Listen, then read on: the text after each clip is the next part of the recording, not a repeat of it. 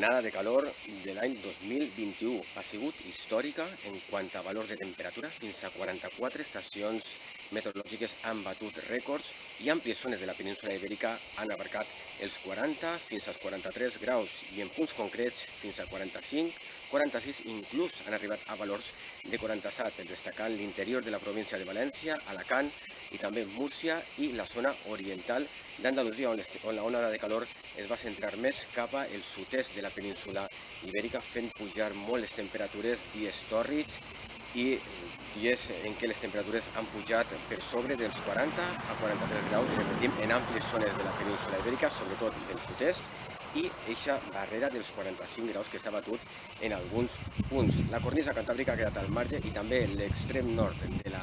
península ibèrica s'ha quedat al marge d'aquesta situació d'onada de calor. De fet, hi ha un estiu completament atípic en les zones del Cantàbric perquè tenen cel molt ennuvolat, plogins i temperatures més baixes del que sol ser habitual pràcticament durant tot aquest estiu, cosa que també se va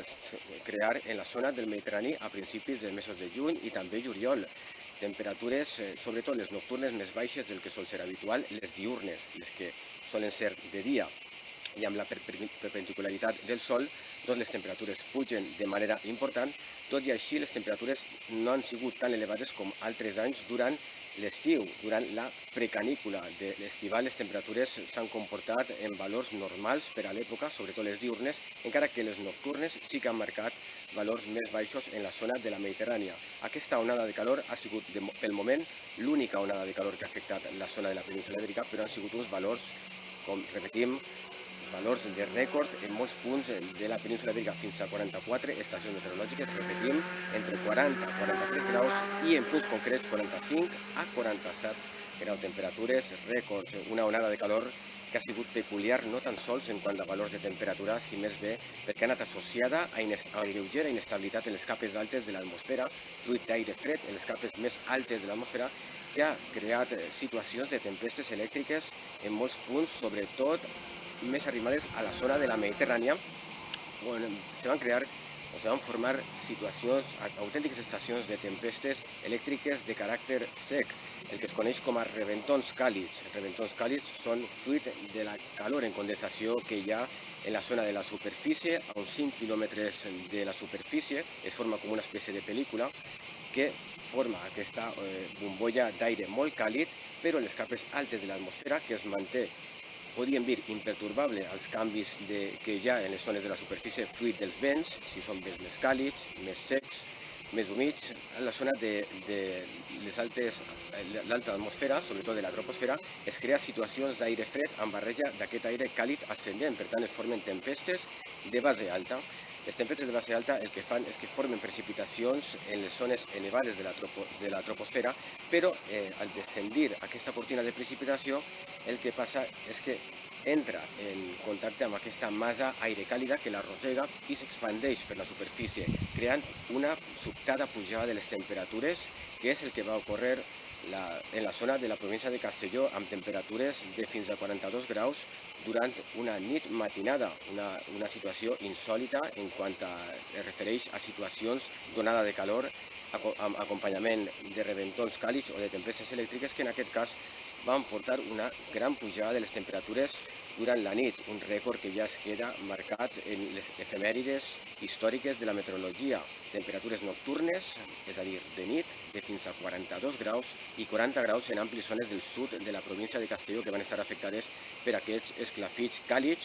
o reventons càlids fruit de les tempestes. Repetim, convergència o associació d'aire fred en les capes més altes de l'atmosfera i aire càlid en la zona de la superfície, que tot en conjunt formen aquesta situació d'onada de calor acompanyada de tempestes elèctriques que van ser prou extenses en la zona de la província de Castelló, però que també van afectar altres punts de València i del nord d'Alacant, creant situacions d'esclafits molt importants i d'algunes destrosses materials. Els esclafits secs es formen doncs, per això, perquè dalt en la troposfera hi ha inestabilitat atmosfèrica que en la superfície es tradueix en situacions seques. Però clar, la situació que es crea en la zona de l'alta atmosfera té que descendir cap a la superfície i per tant provoca aquests esclafits secs en quan aquesta massa d'aire freda de les capes més altes de l'atmosfera entra en contacte amb la càlida que l'evapora i l'expandeix per la superfície fent pujar la temperatura de cop, que és el que va succeir a la província de Castelló durant la nit matinada en aquest període d'onada de calor que va durar entre 5 i 6 dies en la península Ibèrica. Recordem que les onades de calor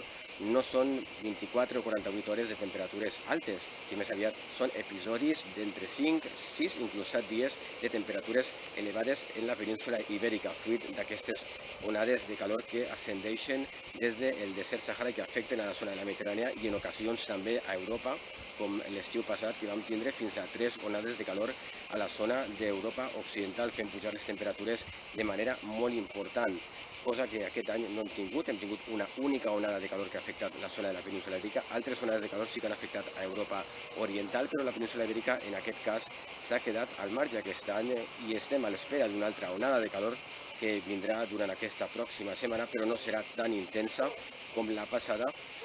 i no sabem encara si crearà situacions de tempestes elèctriques com les que hem tingut durant aquesta onada de calor, que figurarà com l'onada de calor de l'estiu de 2021. Doncs bé, amb aquesta situació acabem.